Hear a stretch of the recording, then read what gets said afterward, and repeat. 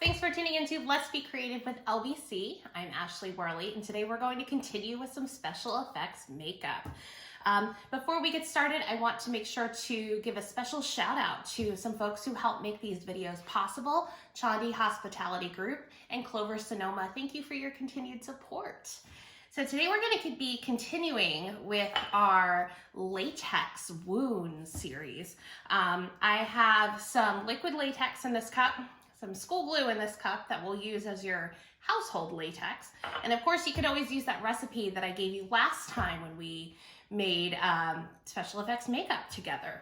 So first things first, I gathered up a couple of supplies, and we have some toilet paper. We have some foam wedges, our latex, and then some household makeup. Today for the look we're using, I'm going to be using cream-based products, mainly lipstick and some foundation as well. We'll start with the professional look, then we'll slide on over to using the school glue and household makeup and see how it goes. Last time when we applied latex, I reminded you to make sure that you do not have a latex allergy before using this product. You can test a small patch on your arm to make sure that you don't break out. And then you take your foam wedge, because remember, we don't want to destroy a brush with latex, and put it in the latex. Get a little bit on your foam wedge and apply a thin layer to the area we want to start with. Now we're going to do something different this time. We're going to want to build up a pretty thick surface of the latex in order to destroy it a little bit. So I have a thin layer on there. I'm going to go to my tissue paper. Now, most tissue paper has multiple ply to it. It has different layers in there. You're going to want to break it down to the thinnest layer you possibly can. From there, we want to get rid of these straight edges. So rip yourself off a piece and make sure you're able to get rid of all of those edges. You want them nice and ripped and uneven like so. Take that, pop it on your latex, push it down with your finger. If there's some wrinkles in it, that's okay. The biggest thing is you want to make sure those edges are down. Then we're going to cover with another layer of your latex. I'm going to repeat this, let's say 3 times, and see where this goes.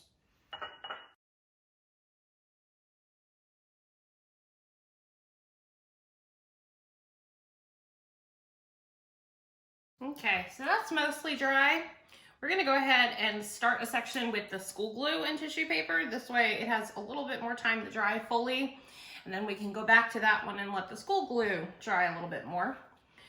So same thing, I'm going to take a clean foam wedge, rip off the ends so I have a less even surface to work with. Dip it into the glue and build up a couple of layers. Now, I told you last time that school glue is a little bit thicker than latex is. So I might end up with a couple less layers of the school glue and tissue paper mixture. Whatever works. Give it a couple tries, see what works best. I will let you know what I end up with after I do this. All right, so I did 3 layers of the tissue paper and glue mixture. Now I want to get a little closer and show you what I'm looking at here. The latex is significantly more yellow than the school glue. That's natural, it's to be expected. However, you might notice that it's got a lot more texture than this one does. And I have a confession to make. Last time I made one of these videos, I did not put the cap on the latex all the way. So mine is drying out just a little bit. It was a little thicker than I'm used to it being. So I'm probably gonna have to toss that bottle when we're done today, but we're gonna make it work for these purposes. So I wonder where we're going from here. Now we're gonna do things in a little bit of an opposite order than you might think. We're going to do our base color over everything first, and then go back and get into it and make our gross little wound that we're gonna do today. So just like we did last week, I have 2 types of makeup we're going to use. I have my professional Mayron palette, which is some skin tone colors that we'll use on the latex. And then I also have my own personal everyday makeup foundation that we'll use on the school glue. We'll see how it goes. I'm going to apply both of these with the foam wedge. Really just want to get the color as close to my skin as possible.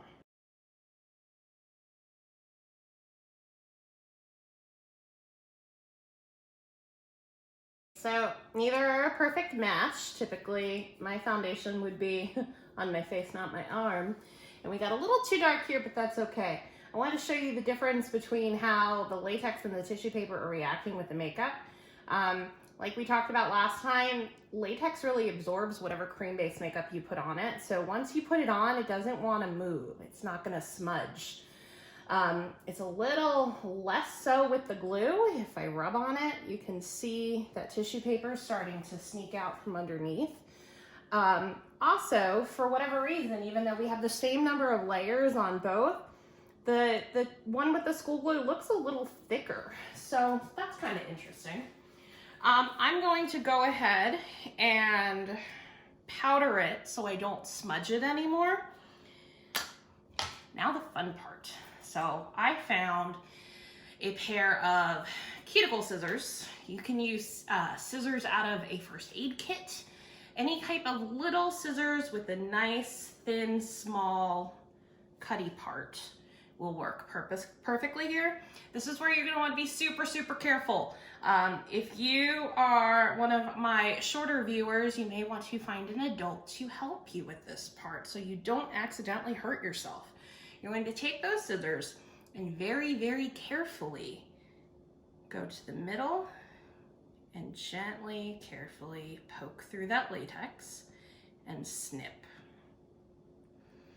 We're looking to cut a hole through the tissue paper and the latex in order to create the illusion of a wound. My scissors are not liking me very much, but we got the hang of it. I'm going so carefully and so slowly so I don't accidentally stab myself. We don't want that. And if the latex or glue pulls a little bit and it's not a clean cut, that's okay. We can have lots of different wounds here. Now, so I have this cut in the latex that you can see. I want to pull it back a little bit. We're gonna go extra gross with this one. And I think I'm even gonna cut a little bit out of it. I know you can't see it. I'll bring it back to you when I can get it where I want it. This is a lot easier to do on another human. It might be a little more difficult to do on yourself. Okay, so I've snipped away, so now I have a nice hole in the tissue paper latex. Let's do the same thing with the glue and see how this goes. Oh, that's so much easier to cut. But again, be super, super careful so we don't end up stabbing yourself. I think that is great. I'll go ahead and cut a little bit more out of this one too. So we're doing something similar with both.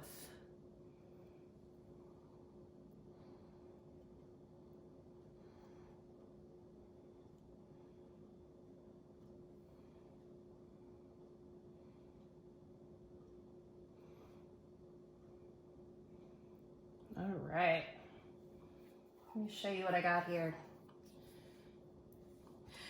So I have some various colors in a couple of different little color wheels that we're gonna pull out. And do you remember what we talked about last time when we were making our burn makeup about what colors should be where in the wound? We said that you wanna start with the lighter base and work your way darker and be darkest around the edges. So I'm going to pull open all of these. Now it's a cut, but underneath the cut, the skin is more pink. What makes it bright red looking is typically blood. So I'm going to pick a nice firm brush that's skinny and pointy, and I'm going to color my wound with this pink color. Peachy, pinky, salmon, whatever we want to call it. So I'm gonna get in there. And if you were doing this on someone else and you have two hands, it would probably even be helpful to use one hand to lift up the latex so you get really nice coverage underneath there. And I made a little bit of a mess. You can see I got it on the skin. That's okay. We're not worried about that just yet. I'm gonna go all in there. Cool. Let's go to, I'll use the same one and use that brighter red. It's not quite bright fire engine red, but a little more pigment than the first one had. And just a little bit more in there. And I'm hoping you can see the difference on the camera. It just gives it an extra little bit of dimension. Those colors are pretty close, so you probably could have avoided that. And just skip that step entirely. I'm gonna go for the darker red. This one is more like old blood red or brick red. I'm gonna go in there.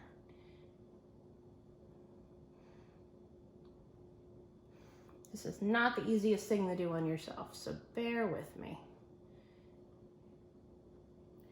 Okay, and I think the last color I'm gonna put in there is, have almost a brown, red brown.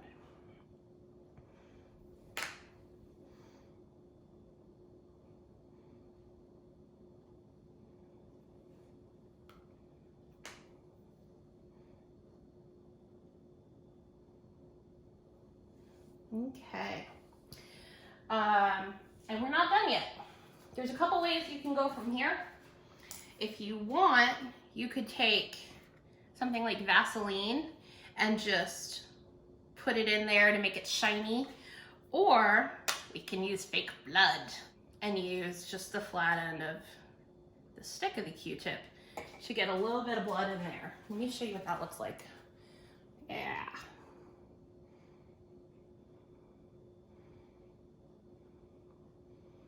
Oh, gross. And we can even let it get on the outside a little bit.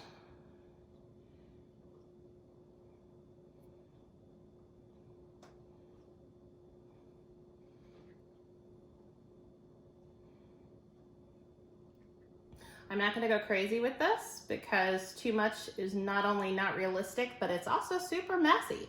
And we're not done yet. So, and I would prefer not to have fake blood smeared all over my arm. So there we go. That's kind of neat. Let's finish up the other one. So, same thing. I'm going to take a super skinny brush and I pulled out a lipstick palette that might work for our purposes. And I also pulled another lipstick that is more brighter red than this. I don't know. We might find that this one works well enough, but we'll see. So I'm going to start with this mauve-y color in there. And same thing we did before.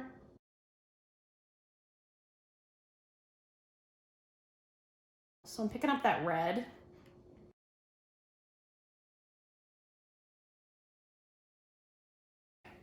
And then the last bit we'll do is to go to that really dark one in there.